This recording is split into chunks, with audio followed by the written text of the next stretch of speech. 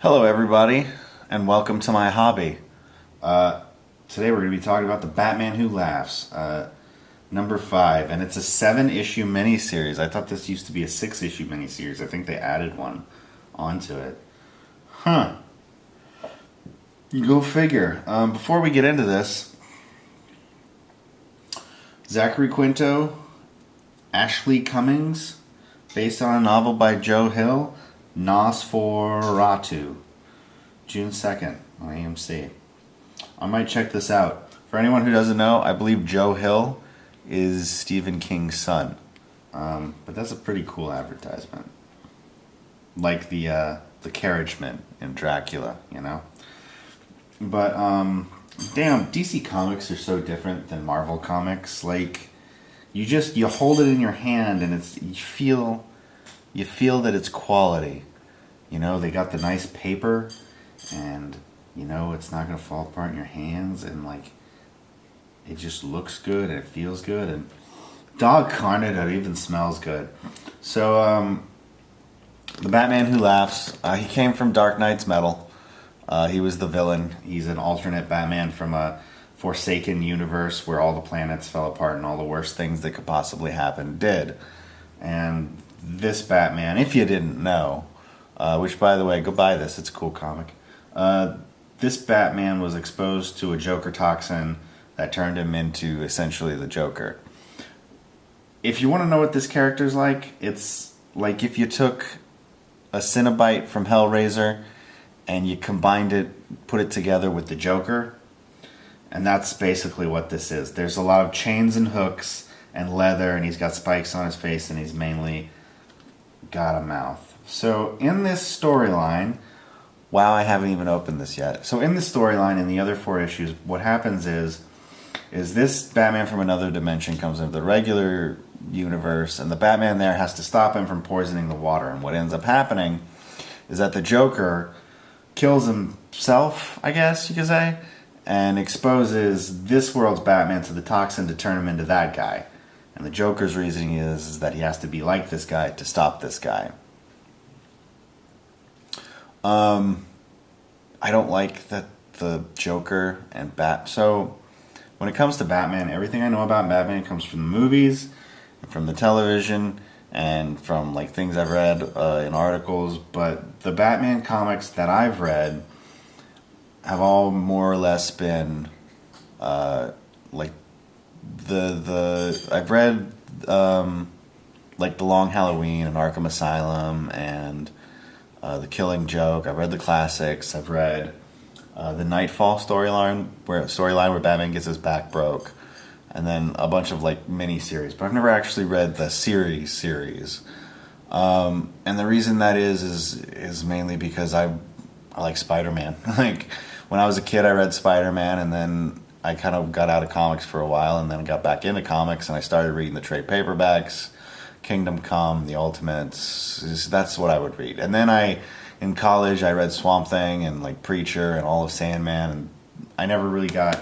It wasn't only until recently that I got back into like floppies and stuff, and I'm more interested in learning about Batman. Wow, I went off on a tangent. I forgot how that train even got started. Shh, cat. But anyway, in this storyline, Batman has to stop this guy. So, oh, right, the Joker. I don't like that the Joker and Batman have become like frenemies. Like the Joker helps him do stuff, and in this he's helping him, or he's helping like the way the Joker would help. And that's by exposing Batman to the toxin to turn him into that guy so they can think like him and stop him. I don't like that. The Joker and Batman are not friends. But anyway, so this guy's entire plan is to expose the water supply to his toxin and turn everyone in Gotham into something like him. I think. Because this is a 6-issue miniseries. I read a lot of comics. It all gets mixed up every now and again. But Batman's starting to turn into that guy. And at the onset, and one thing he's doing is he's bringing Bruce Waynes from other dimensions and killing them and leaving them for the police and Batman to find. That's how this whole thing got started. But Oh, there's a lot going on here. So there's this Grim Knight guy who's kidnapped Gordon because Gordon and Batman. There's like this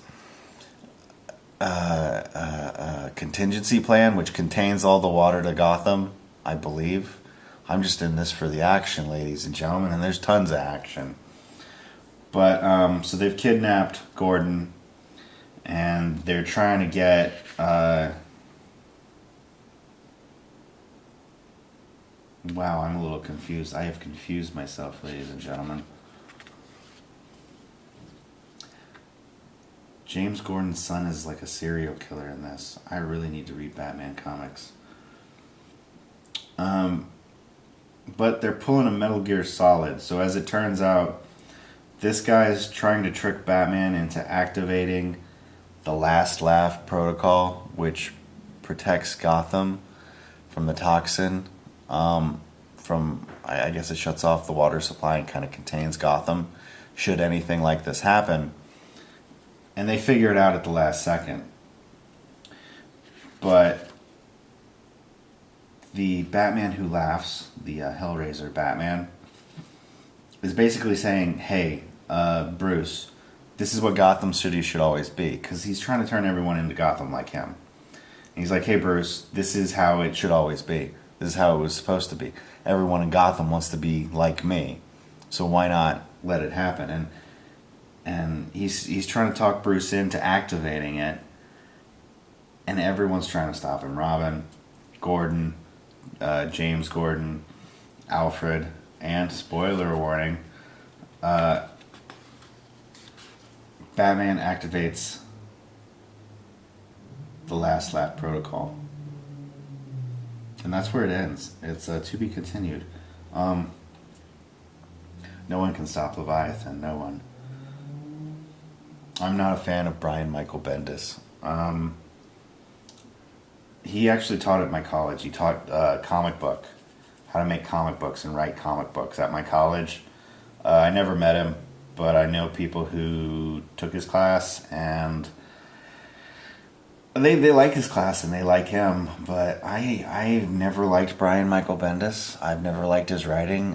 When he showed up at Marvel and he just started doing like Ultimate Spider-Man, I hated it. Like, he turned Uncle Ben into a hippie, and they took that whole Death of Uncle Ben storyline and stretched it out to 4 issues, and they changed a bunch of stuff, which, I mean, this was the point, was to rearrange things, but I just hated the way that they rearranged it. Like, if you're going to go back and retell stories, just take the crappy stories and make them better, you know? Don't make, like, Venom... You know, give Eddie Brock some leeway. Introduce him a few issues before he becomes Venom.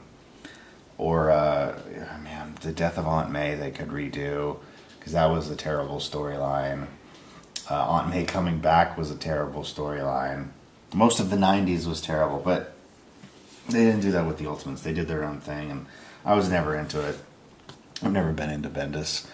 But the Batman Who Laughs is pretty good. I might need to reread this, because having to sit here and explain it, I realized that I might have missed a few things here and there. To be honest, it's really easy to miss, because there's a lot going on. A lot of action. Like, there's this scene right here where the Batman Who Laughs, like, look at that art. That is great. I like that. That is fucking wicked. Tell me that doesn't look like a Cenobite. Like, go Google Cenobite. And then look at this. Like, that's a Cenobite. But he shows up at the Court of Owls, and they're like, no, he's asking them for something. They're saying, no, we're just going to kill you. And he said, they're going to throw him to their talons. What are they called?